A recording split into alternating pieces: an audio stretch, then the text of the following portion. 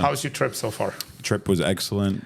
Coming to Dubai was definitely one of the coolest thing that I had to do with my family. How's the Atlantis today with 7 kids? Seven kids, and it was amazing. I had a great time. You know what I noticed about Atlantis, right? Yeah. So Bahamas Atlantis is very similar. They have the similar theme and everything. But what I noticed is that here in Dubai, the Atlantis, when you walk into the water park and you're hungry here, and you go to any of the vendors that offer food, and we're not talking about top-notch food. We're just talking about burgers, street food, street food, right? Yeah. You know what I mean? Over here, the food is probably better than the 5-star, restaurants back home. Yeah, that's how crazy that is. The quality of the food. Yeah. I talk about one thing all the time, and I really want to take you to the supermarket and see what the size of the chicken really here is the size of the breast of the chicken in US. So the breast in the US, you can buy it about this big. The actual chicken here, it's the size of your palm. Right. Because it's not injected with all the steroids and hormones and all the stuff. And that's unfortunate. If you look, I said it before, the sizes in US that you see, you never see in any country ever. Yeah. Like over there back home, when you walk into a water park or amusement park or any type of street food, like you say, or junk food, as you say, you go there and it's like nothing tastes good, and they don't care about giving you good service or anything because they know you can't leave them a review, and they know that you're in the park. They don't care, and they don't care at all. So you eat it or you don't, and it's like 10 times the price of what you would get it outside of the park. I think they just not care. They know you're gonna get hungry at one point, and you're gonna pay top dollars for it, and you're gonna eat with the kids. But I gotta tell you one thing though, like one of the things that I've noticed here, as opposed to back in the States, is the work ethics. Okay, tell me about that. But tell me in the same time, how is it in the U.S. and how is it here? So for someone who's watching, really to see what is the difference, basically, exactly. What is it exactly you're talking about? It's a major difference, and everybody will relate. Anybody who's listening to this, they're going to relate. You go to a restaurant, the waiter or the waitress, they give you an attitude. They're not the friendliest people. You know what I mean? They're not talkative. They're not selling you anything on the menu. They're not giving you the specials or anything. Do you think because they're not making enough money, or is it the environment? Is it? It could be a little bit of everything, but work ethics is work ethics, because here's the thing, to your point, right? Yeah. So you're an entrepreneur and you came from zero just like I did, and we made ourselves like this, you know what I mean? Correct. But you and I both know that if me and you were a waiter and you didn't pay us nothing, you gave me $0 an hour, I promise you, I will make sure that my 20% tip comes in and I'm selling you the entire menu. Yeah. So that's what I'm saying. Because do you think there's no skin in the game, or is it the generation really got to the point where I don't care about you, you don't care about me, and I'm just giving you a bad service? I can tell you, back in my generation, I care less of what kind of tips I'm going to get, because I did waiter and tables too. I don't care how much you're gonna give me. I'm gonna still serve you good, because I don't want to break my standards for the next customers. I agree with you, but back in the States, in the U.S., I don't think it's the money factor. I think people are miserable. I think people are just sick and tired of living just not so quality life. They're working, their rear ends off, and they're busy paying all of the bills. The car insurance, the rent, or the mortgage, or by the time you make a couple of grand a week, and you have all these bills, you're left with nothing. So what kind of quality life are you really going to have? You know what I mean? I want to talk about your story, which is fascinating to me. Yeah. Because I hear a lot of young people now complain about the environment, the surrounding, their childhood, their father, their mother. Let's go back and talk about when you were 15 or 16 years old. Let's talk about your childhood. Because someone looks at you right now and say, wow, this guy's lucky. He's making all the money. He got several businesses. He's spending money everywhere. That's the only thing they see. That's the only thing they see. Yeah, they don't see what's behind the curtain. Tell us what's behind the curtain. So behind the curtain with me, it started, I was born in Syria, 6 months old. I came to this country, U.S., and at 6 months old, lived lived a rough life between my mother and father, always fighting, just didn't have a good marriage. So at 6 years old, they got divorced, around that time. And not even 6 months later, my father couldn't basically afford to keep us around. You know what I mean? How many siblings do you have? So it's me, my brother, my older brother, and my younger sister. So it's 3 siblings. Three. We're a total of 3. Yeah. So we were basically like put on on a JFK airport, just put on a plane and go straight to Syria, where I was born. From U.S. From the U.S. After you, pretty much you guys left Syria, went to U.S. Yeah. Father could not afford to live and send you back to Syria to who? To his father and mother, to my grandparents. And they raised us for 5 years. So I started school over there, and I started school over there. How old were you? I want to say 7 years old. 8 years old, I started school over there. Okay. 7 years old. I'm sorry. 7 years old, I started school over there, and coming from the U.S., the English language at 7 years old. You don't know nothing about the Arabic language. Correct. So going to the you Arabic, didn't speak any Arabic. Nothing, zero. I had nothing. I had no knowledge of the language whatsoever. So going to Syria and going into school and learning Arabic language, and then going through that stage of complete different system. It was completely different people, and then and then from there, I remember. My grandparents did give me a good life. It was a good childhood, for us. 5 years, they did a good job. They did everything they can to give us a childhood. You know what I mean? So 5 years there, we came back to the U.S. Who decided you guys go back? So my dad was like, all right, I got myself together, and 5 years later, you can come back to the U.S. Okay. So 5 years. You were how old? I was 5 years later. I was like 12 or 13, somewhere in that neighborhood. I don't recall. Yeah. But so I came back about 12, 13, back, into school, and I met my new stepmother that I never knew anything about. He was married at married at the time, you know what I mean? So we went to school. Was that a difficulty? Living with a stepmother, everybody can relate that has a stepmother. They're never going to be like your mother. True. Nobody's ever going to be like your mother. You know what I mean? Mother is a mother. Yeah, all the way around. There's nobody's going to be like your mother. So from that moment, he didn't last with her too long, so he remarried another woman that's from Syria. That's where I'm from, and then he had 2 kids from her, and then as these 2 kids got a little older, she started telling my dad, hey, you don't need your kids. Wow. We need to make room for our kids. Now, so, what was she thinking? Where are you guys gonna go? Like I said, what was in her head? Stepmothers are just like that. They don't really care about anybody that's not coming from their stomach. You know what I mean? Yeah. And from there, my dad wasn't the best of fathers out there. I mean, I'm thankful he did what he can. I don't hold anything against him, but I don't think he's the best father. I mean, I'm glad he did that to me because I became a great father because of him. That's what I was gonna say. Yeah. Number one, I feel that you don't hold any grudges. Right, you don't feel angry at your father, and it's gonna say it's my father's fault. It's my father, because that's what I hear all the time.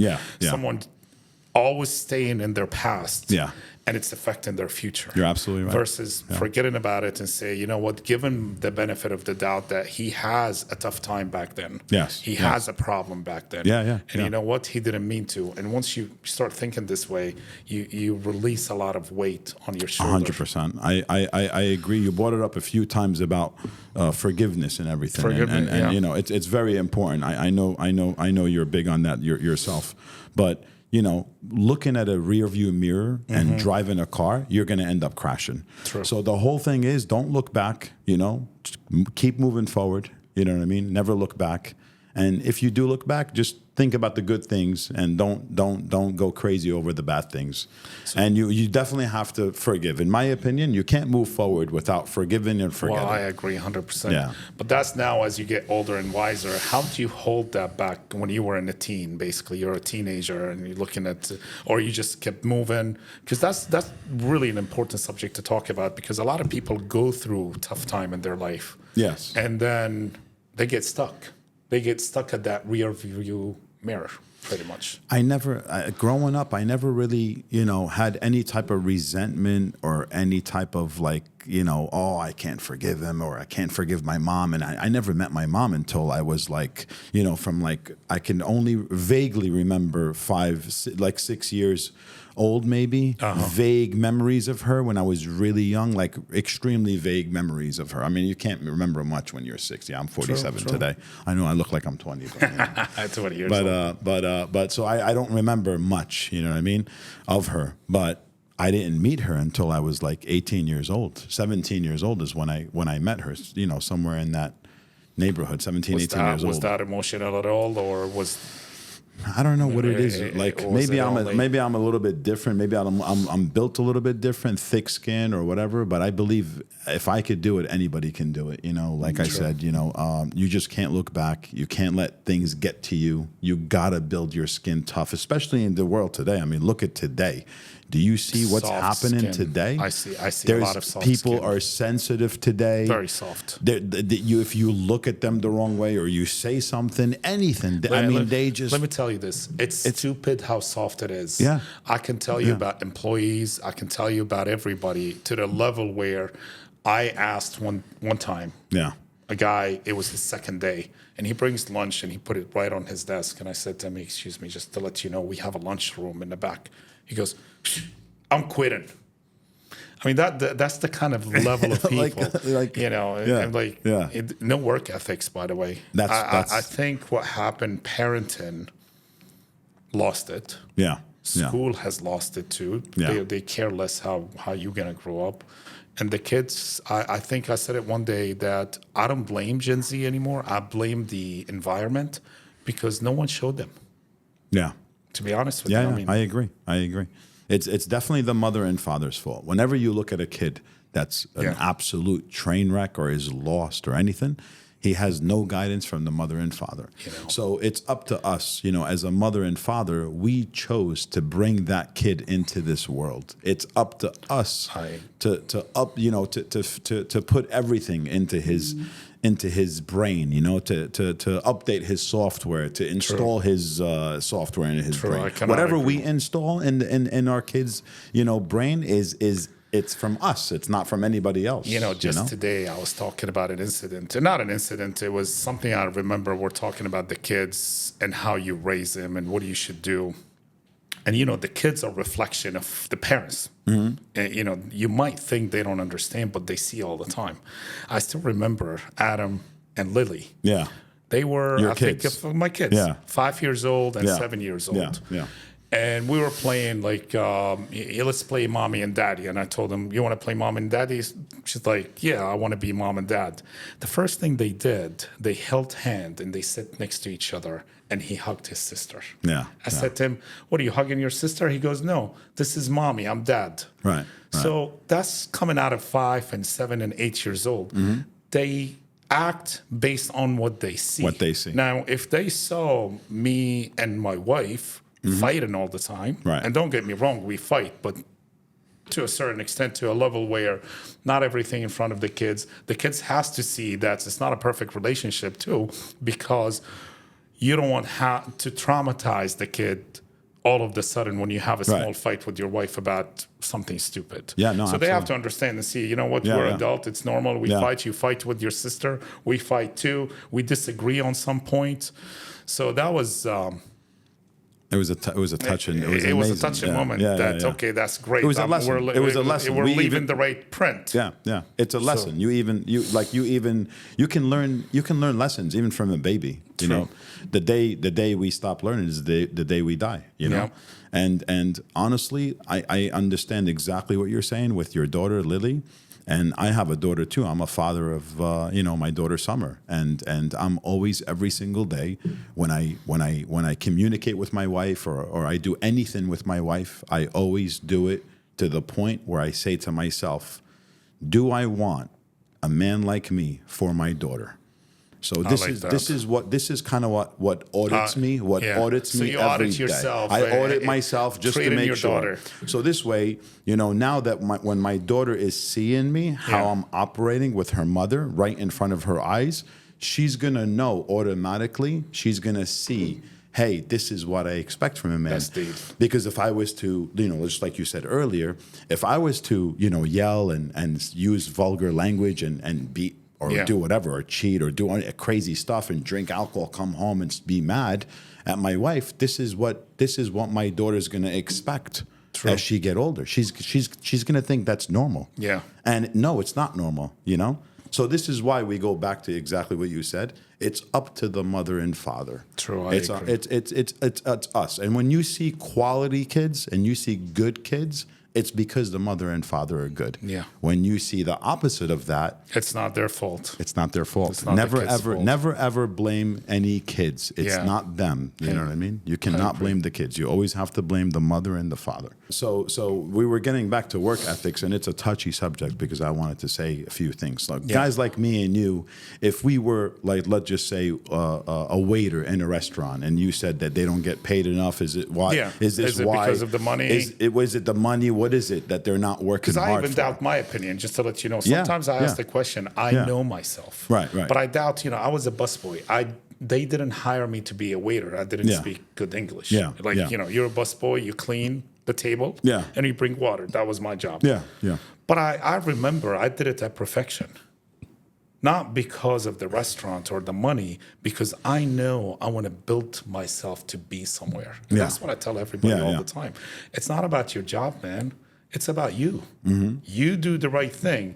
You will get used to doing the right thing all your life, having the right work ethics, right? 100%. My son today told me that, he mentioned something that, hey, I want to do something that everybody else is doing. He did something today where he told me that, everybody else is doing it, so I'm going to do it. I'm like, this is where you're wrong. Yeah. You cannot do what everybody else is doing. Winners and the greatest people in the world and the champions and, et cetera, all these top ranked, high ranked people in all types of ranks, they didn't do what everybody else did. They did what opposite of what everybody else did. Yeah, that's what I tell my kids all the time. We don't want to be like everyone else. You cannot be like my child say, but Baba, but I don't have to be like them. Yeah. They have, and then when you feed them that all the time, they start being okay with it. Right. Instead of being a herd and follow, they can be okay to be different. Yeah. Because we are taught in school and by teachers, and even teachers when they call the parents. Yeah. They call the parents, tell them your kid is different. Mm-hmm. Your kid is NC. Remember I was talking about the NC? Yeah. One guy said, I like the NC kid. This is the guy who cannot sit. This is the guy who's going to work when he grew up. Yeah, that was one of... Why would you make the kid feel weird? Yeah. Why would you call the parents saying, well, your kid... It's not the right thing to do. It's definitely, if you don't have anything good to say, don't say it. You know what I mean? That's one of the best thing that you can take, whether it's with your wife, your kids, your work, your neighbor, your friends, your family. If you have nothing good to say, don't say it. Don't say it. Just keep it. It really gives you a nice peaceful life. You know what I mean? When you work, you got to constantly audit yourself. You know what I mean? And just always think of what comes out of your mouth these days. Like we said earlier, it's a sensitive world we're living in. Times are changing. It's not like before. The world, what it's coming down to right now, it just doesn't make sense. Women want to be men. Men want to be women. It's a lot of sensitive, issues that some people, might disagree with or might agree with or whatever the case may be. Yeah. I'm not here to judge anybody or anything, but it's just a world that we're living today. It's not what it used to be 50 years ago. Everybody can agree on that. True. You know what I mean? It's definitely a very sensitive world. But as far as work ethics is concerned, if a guy like me went to be a waiter and I knew I was getting paid $4 or $5 an hour, because I remember I'm a guy that took a lot. I had a lot of jobs in my lifetime. Oh my God. I did landscaping. I cut hair. I did artwork on cars. I tinted cars. There's nothing that I didn't do. I worked in the sheriff department. I did security. I did bouncing. I worked in clubs. There's nothing that I didn't do. I'm smurfing and a smile because just about a month ago, I started giving my job history to the marketing company who's doing my personal branding. And I said to him, so I give him a whole list. And I said to him, listen, I just still have to sit back and remember all of the jobs I did so I can write them down for you. And she's looking at him like, you held more jobs between these years. I said, you have no idea how many jobs I have done. It's a lot of knowledge. Landscaping, Yeah. taxi driver, carnival setup, Right. you name it, deli, bagel shop. Right. Right. Is it I want to change? No, I kept moving from one Mm-hmm. place to another. I didn't know. I tell people all the time, it's very hard for somebody to really know what are you good at, to self-extract what's your talent. Did it take you a while for yourself to know, okay, what is it really I'm good at? Right. Right. It's a very good question, because when you're young, it's almost like you're lost. You're confused. And you don't know what, and I mean, you can't blame. That's just the way it is. You know what I mean? A baby is not born to run right away, right? They have to crawl. You know what I mean? They have to ease into life, and so same thing with us. You know, I wasn't born with everything. You know, you go through life as if, exactly like what you said, you had to have a lot of jobs and a lot of experiences and a lot of knowledge, and but it taught me a lot to be what you are today. Yeah. You know what I mean? And it taught you a lot. Every single job that you had, you took something special from it. 100%. And if you take all of these special things that you took from every single job, it makes your character what it is today. It makes your qualities, your attributes that you carry today, you know, it makes that. True. You know, so we need to have experience, and we need to put ourselves out there. Now, I have a brother, you know, one of my half brothers. He likes to play PlayStation. And by the way, I took the PlayStation from my son, and I told him, listen, I want you to sell this PlayStation, and I want you to invest it. You know, Invest the money. in cryptocurrency or whatever you like to invest. Just take this $500 and just go and invest it. And today, his $500 is about $8,600 today. Nice. You know, we're talking about a 15-year-old kid. Yeah, you know what I mean, that's a lot of money. So when I saw that he was playing with his PlayStation about 4 or 5 hours a day, I was like, oh no, that's not going to happen. You know what I mean? So because I have a brother that played PlayStation, and all he does is just sit for 10 hours a day in his room, doesn't even leave. That's crazy. And that's not good. That's not healthy. Like, how are you going to give a woman, how are you going to give a woman a good life? As if you're a husband, 10 hours, as a husband, how are you going to do that? As a father, how are you going to give your daughter or your kid, There's no way. or your son a good life if all you knew was gaming for 10 hours? When you put yourself out there, what I was saying earlier, when you put yourself out there and you do a lot, you know, you work a lot, you're out there, you're grinding, you're hustling, you're doing everything that you can, whether it's schooling, whether it's, you know, doing something, getting a trade or a hobby or anything that's healthy for the human brain. Mm-hmm. It's important for you to do things like this and not just waste your life and waste your mind on the cyber world that's not going to get you nowhere in life. You're not created to play games. A kid will all day. say, I want to be a gamer. I want to be, you know, they have that behind it. I want to be a gamer. They look at the YouTuber and they're making millions of dollars, but that's not going to happen for most people, you know that. And you know what? If you put your mind to it, and you know this, right? If you put your mind to it, you can do anything. Can you be a famous YouTuber? Yes, you can. If you put your mind to it, you can. You really if can. you're only playing. Yeah. And like look at, for example, like me. Look at me and you. We're famous YouTubers, you know. Yeah, what I mean? right. Well, let's talk. You had a tough childhood. You've done many jobs in your life, obviously for a reason. God led you to many jobs for a reason. I tell people all the time, especially when I get the question, how did you know? I look at it, you know what? I know because I have done it before. God has showed me in the past, and that's why I know today. Right. How did you start your career? Now you're in crypto. Right. You own a construction company. Right. You own a dealership. You're blessed with a great family, great value. How did you keep all of that together? How did you start? How did you move from being under poverty, let's say, barely making some money, to having money? Because I want to say something here. Because I want everybody to understand that everyone wants to make money. Right. Everybody wants to be rich. Right. But they just want to get up there right away. Too fast. Without taking the steps. Right. Without taking the... Explain the suffer behind it. Right. So I can understand, or if you want to explain to your kid or your son, just like I explained to my son, there's nothing comes that easy. Nothing comes that easy. I agree with you. It's very, very simple, right? Nothing comes easy, like you said.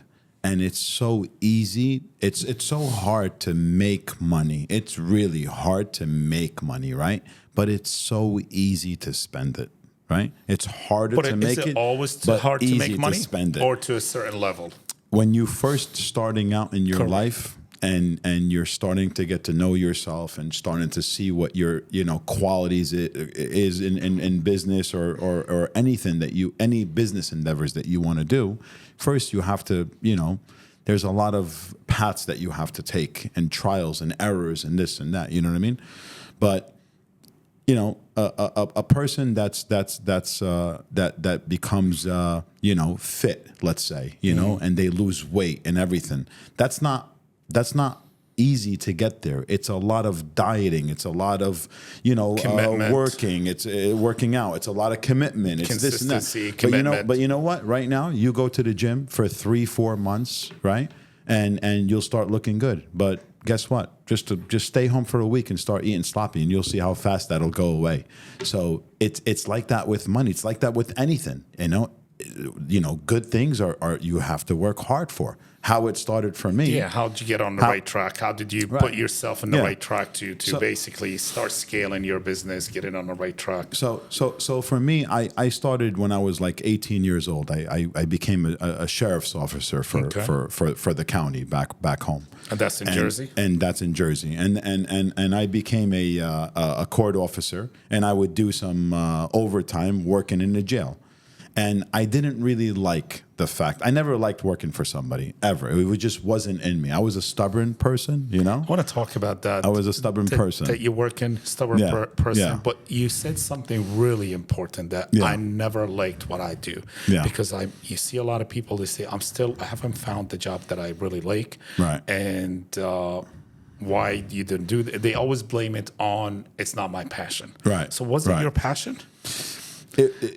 Being an officer, not really, no, not really my passion. How did you overcome that? I just didn't really, it was a job. It landed on my lap. I took it. But you took it. I had a good time with it. I made money. I had a lot of connections because of the badge. I was a sheriff's officer, and it was okay. But I didn't like working for a paycheck. I didn't like to live paycheck to paycheck. It just wasn't never me. So after I became a sheriff's officer, I resigned because right before I resigned, I opened up a limousine company. Mm-hmm. So I purchased this Cadillac DeVille 2000, and it was a stretch limo, right? A stretch one. And it cost me about $86,000. I'll never forget. How did you pay for it? $86,000 back then. What year is that? That's a lot of money. It was a lot of money. But I put $8,000 down. So you financed it where they were financing limo back then. And I financed it with the lease with the $1 buyback. Yeah. And that's what I did. And so it was brand new? It was brand new. It was $1,500. It was $1,500 a month. And I had insurance was like another, because it was a livery package, limousine plates. I had to put limousine in a livery package. So that was another like $500 or $600 a month. So $2,100 a month was my insurance and my car payment. So I was still in the sheriff's department. Yeah. I got a few jobs and I was getting paid $100 an hour. I looked at my paycheck and it was $600 every week, so $1,200 biweekly. I used to get paid biweekly at the sheriff's department. So $1,200 biweekly, and I'm getting paid $100 an hour from the limousine company. And I'm like, smelling the money. And I'm like, man, like, why would I waste my time doing 55 hours a week on getting $600 a week? You know what I mean? When I can literally go out and make $100 a day. So I came up with a plan. So I got I actually resigned. I gave my resignation and I told them, hey, I'm leaving. That's it. And people begged me, hey, don't walk out on your career, your job. I'm like, listen, this is not a career. This is slavery. That's what most people look at. I'm going to be making $20,000 more a year next year. I'm going to be making 10, but you still living poor. Yeah, you're living paycheck to paycheck. You're not unlocking your potential. Yeah. The potential of the amount of money that you can make, it's limitless. Absolutely. But you got to look at it in the right And let me tell you something, Adam. Most people out there, they don't have it in them to take that leap of faith. That change. And this is why, they stay where they where they People are. are afraid of change. People are afraid. They're super They afraid. don't. So it's even sad to say that if you're not risking, you're actually taking more of a risk because you're not risking anything. That's You know what I reality. mean?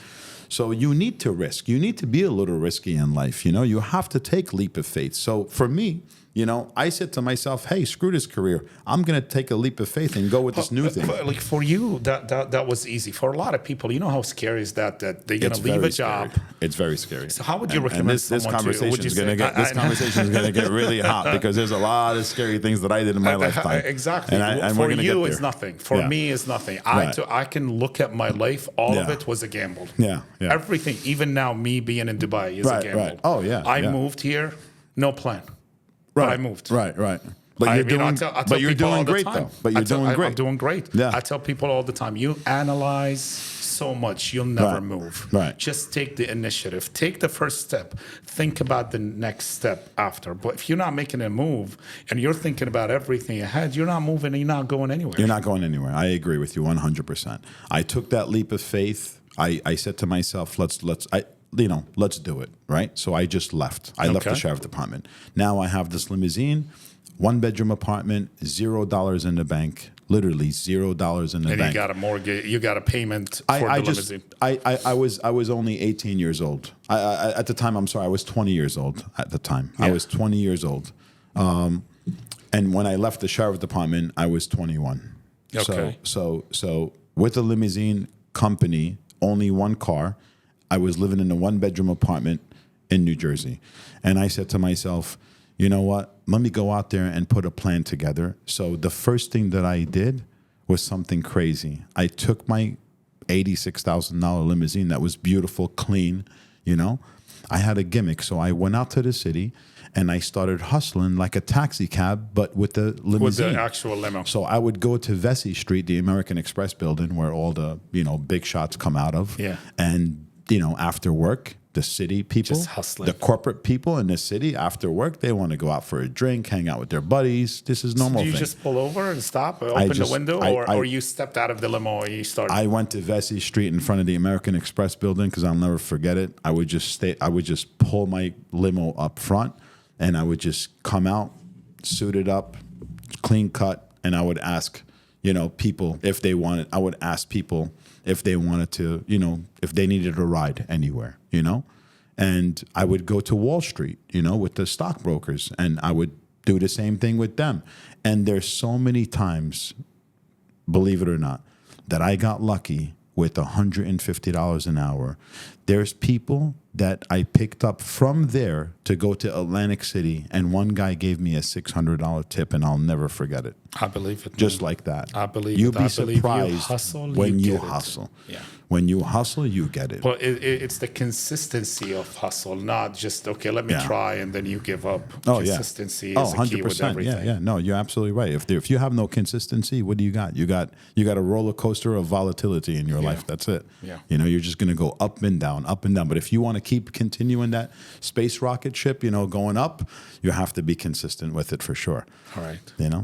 So the limousine is what started. What basically started that whole entrepreneurship mindset for me, So was that the only car, or you bought another one? Did you went to a fleet? How did you go? How did you start scaling or growing your business back then? So from there, I went to I got a Hummer. It was on a Rolling Stone cover of a magazine, of the Rolling Stone, if you remember the magazine. And I drove a lot of celebrities because I went out and I connected with this guy, Ken Thimmel, and he was All-American Collectibles, and he did sports memorabilia. So he would give me like the Yankee players, all these like, start having I these even drove connections. Muhammad Ali, man, Nice. because it was him, because he hired, Muhammad Ali to sign a bunch of gloves and everything, at the Pegasus restaurant in a stadium back home. And I'll never forget, man, I picked up Muhammad Ali, him and his manager, and Muhammad Ali still talking like he always does, like still cracking jokes and stuff. It was amazing. Yeah, it was epic. He's moment. a funny guy. He's a funny guy. It was an epic moment That's for what me got him because famous, by the way. yeah. It's his mouth, Yeah. and he still had that mouth. So I drove him, and his manager gave me a $50 tip, and I'll just never forget these things like this, Yeah. And this is where things, started smelling the money. Started happening this is for where me. the money is. You didn't regret leaving the job. But the problem with me is that I was always a spender too. I like to spend money on my family, my friends. Yeah. I'm a people person. I like to treat people. And sometimes you have to have a limit for that. You have to learn how to manage your finance, and it's very important that you do that, because if not, you end up like me a few times where I crashed to the bottom of the barrel. So you went to the bottom how many times? A bunch of times I bet. But I always found myself like picking myself up and just doing it over again. But was that easy? Because I rebound. The first time was probably the toughest, the first and second time. But after the first and second time, it was like second nature for me. It's like I just went bankruptcy 2016, just recently. So let me ask you, I'm better than I've ever been in my entire life, That's good. Do you think because you learn how to play the game, I say it's just a game, once you learn how to play it, you become just really good at it, and it's easy for you to play it again? 100%. I think practice makes perfect, When you practice something, you just get better at it. If you practice your job or business or entrepreneurship or whatever it is that you want to do, if you just practice at it, guarantee it's just going to get better and better and better. And then from there, it's sky's the limit, man. Listen, don't hold yourself back.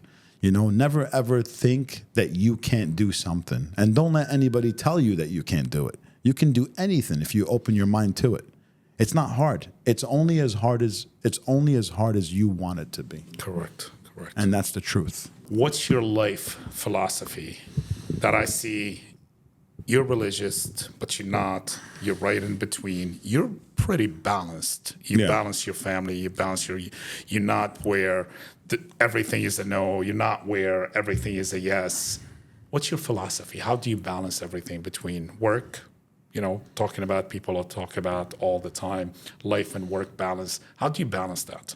Is there such a thing, a work and life balance, or what's your key of success in that area to balance your home, your work, your business? It's funny that you say this, because this is, for me, it's a very, very touchy subject for me, because, when you talk about balance, I learned a lot from the Prophet Muhammad. That's where I learned the balance. And, we're talking about a man who, 1,400 years ago that balanced everything. He was the chief. He was the messenger, the prophet. He was a husband to multiple wives at the time, because at that time, there was not a lot of men and more women. So, men married few women than normal. You know what I mean? And he was a father. He was a general. He was a leader. He was like everything, and he balanced all these out. And how did he do it? All by just being close to the Creator. And let me tell you, this is not just about religion, but if you are not close to your Creator, the one who created you, if you're not close to Him and you don't worship Him and you don't think of Him and you don't, do things to please Him, you know what I mean? Because we all know that God is not evil or God is good, God is great, and He wants good to happen to others, right? So when you do things to please Him and you start practicing these ethics in your life, you find yourself that, everything falls in order, kind of like a puzzle, you know what I mean? And all the pieces just fit perfectly. Do you think religion helped you to really balance, or to have or when you see somebody who's lost, do you think because they don't have that in their life? I know for a fact that, and I challenge this to anybody, I know for a fact that any person who is not close to their Creator is 100% lost, or or if they're not lost, or if they think they're not lost, right? They have this void inside between them and themselves, and they feel that something is missing. That this is not it. This can't be it. It's there's got to be more to it, right? What do you do to keep yourself satisfied in that area? What's your spiritual religion, or what do you do to balance that within you? I like to like I said, I like to stay close to my Creator by praying. So you hold your so prayers. I'm Muslim, and I pray 5 times a day. 5 times a day. And I pray him like a clock, and I don't miss. I'm not perfect. Sometimes Great, man, mashallah. you're a little late, or what do you call it? But I hold on to these 5 prayers, because those 5 prayers, I'm making a phone call to him, and I'm checking in with him, because he's my boss, right? Nice. So if I didn't check in with him, and I didn't. I like the way how you him. make things really simple. Yeah. For me to understand, and for everybody or anybody who's listening, you simplify it. Right. And that's something really important in life, to simplify life. I said it before, where life is not difficult. You just need to simplify it and just live it day by day. Yeah, absolutely. God did not create you to have a difficult life or everything. This is why he sent the books on us, and he sends revelations and messengers and prophets, because he wants to simplify your life. God didn't tell you to go do drugs or kill or rape or cheat or drink or do this or gamble. Hey, God didn't tell you to do that. The answer from a lot of people say that's my destiny. That's what God chose for me. Well, you know what? That's complete bullshit. Because if I go right now and I kill somebody, and I have the ability to either do it or not, right? You have the choice. I have the choice. I have the choice to either do something or not do something. Right now, right? I could be done with this podcast right now if I wanted to. I have that choice, but I continue, right? So this is not God controlling me whether I want to end this podcast or not. I'm still here. You know what I mean? So it's the same. It's the same thing. When you go out and you hurt somebody, or you gamble your money away, or you drink and you hit somebody. This is not God. I agree 100%. Doing this to you. This is yourself. Doing this to yourself, basically. Yes, that's what I say. You know what I mean? Choose your destiny. So those people, that talk like that, honestly, I don't really respect people like that, man. And I'm not perfect. And there is nobody that's perfect. And I'm not superior over others. I'm equal with everybody else. But I'll tell you one thing: I'm not going to go out there and hurt somebody or do foolish things and then blame God. No, listen. In 2016, I went bankrupt. Right? Whose fault was it? And whose fault was it? And what when my bankruptcy? It was 100% my fault. You know what I mean? I love that. And that's 100% my fault. And that's what it is. It wasn't God. It wasn't anybody else. My friend and my manager and my guy, my wife, my kids, my children. It's very simple. You drive a car, right? You get into a foolish accident, right? Whose fault is it? Who is driving the car? You're driving, but right? what about if someone else's fault? No, I'm talking about if you're driving a car and you get into a foolish accident. You know what I'm talking about? I'm talking about like you're the one who made the accident. Crashed into a telephone pole, let's say. You know what I mean? A telephone pole didn't hit you. Yeah. You know what I mean? You hit the telephone pole. You're not paying attention. You know what I mean? But this is how it is. I mean, people just want to make up excuses for themselves, and they want to blame. They love to blame and justify, and they want to take the easy road. Their behavior. Everybody wants to take the easy road. Everybody wants to take the easy road. 100%. So let's talk about your trip to Dubai. Yeah, first time. Yeah. This is the first time to Dubai. So what's your impression so far? Man, unbelievable. Would you recommend people in the U.S. move here? I don't know if I would here. I'm not saying you move here or not. What do you find? What made this city such a hype everywhere? I honestly am really, really, thinking that in the next 6 months that I will definitely 100% wire you some money to buy me a nice penthouse somewhere along the water views of Dubai. Is it the water? You got water. You a guy that living in every direction. Miami, traveling, Mexico, Caribbean. You spend money. And I know, and you go out everywhere. Yeah. So what's different? Listen, I'm a Jersey boy at heart. Yeah. I love Jersey. I like to hop on my Harley Davidson in the summertime, and I like to drive my Harley through a garden, and that's what Through Jersey, Garden State. and that's what Jersey is. It's a garden. You know, Yeah. I see grass everywhere. I see trees, Yeah. and it's beautiful. You know what I mean? And I love it. I'm not gonna take that away from Jersey. We got to give it to Jersey. No, it's a I garden agree 100%. state. I can give the state many things too. It's absolutely great. I mean, this is what gave us the ability to be who we are today. Correct. You know? I say United States has the made, U.S. made me. Is the U.S. Yeah. 100%? You know, the U.S. But as far as like winters are concerned in New Jersey, and like we talked earlier about like service and work ethics and quality of food and everything else, you're not going to find all of that in Jersey like you would in Dubai, for example. You know, you can go anywhere in Dubai and eat something. It's funny that you're asking me this. My wife, just the other day, and we were together, if you remember, I don't know if you paid attention or not, but she looked at the ketchup bottle all weird, right? And I'm like, why is she looking at the ketchup bottle all weird? And she's like, ketchup bottle. And it's Heinz, Yeah, right? It's Heinz. Yeah, it's Heinz ketchup. So she's looking at it, and I'm like, what's going on? Why are you looking at that ketchup bottle like you're studying it? You know, That's like it's a crazy. Heinz ketchup bottle. So she goes, it tastes different. And I'm like, what do you mean? She goes, oh my God, Sam, you really have to try this. It tastes so much better than our ketchup back home. That's crazy. And dude. I'm like, well, back home, they probably have the FDA, has probably all types of crap. Put some of that. You know what I mean? Yeah. Into our foods over there. In Dubai, they're not going to allow any of that stuff to be put in their foods, Everybody here, they're eating quality food. They're not eating chemicals. They're not eating a science lab. I think there's a lot They're of not chemical. eating a science lab, I just told you. I went to a water park today and I had a burger. And let me tell you something. That burger wasn't greasy, and when I ate the burger, I felt like I could eat more. I eat a burger back home, You're I'm in a done. coma. Yeah, You know what I mean? I'm going to sleep.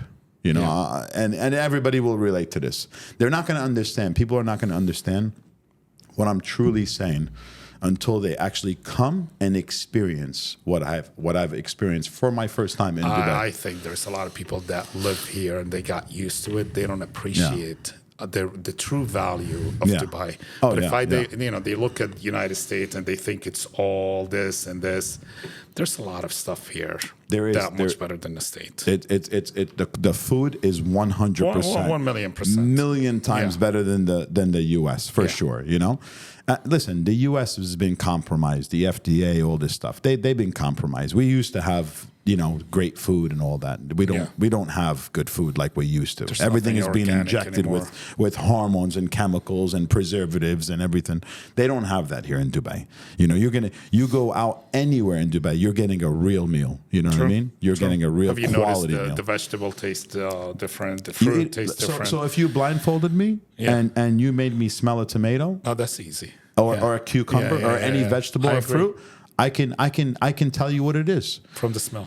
You do that in the U.S., I'll feel like they I all don't the even. same. I would be lost. I wouldn't even know what to tell you smell. what you have in my smell. you know what I mean. So it's My father said it a long time ago, about 15 years ago, or almost 20 years ago now. First time in the U.S. Yeah. And he was telling me the tree has no smell, your fruit has no smell, your vegetable has no Nothing. smell. Zero. Yeah, it's like water. Even when you get on the is mountain, water. if you notice, you're in the Garden State, you're in Jersey. Oh yeah, I lived in Jersey too. Yeah. If you drive in the mountain overseas in Syria or Turkey, there's a smell to the trees. I don't know if you notice, like a really great scent. The trees there has no smell. They don't have no smell at all. Remember that when you drive with your Harley. No, 100%. I know this already. Yeah.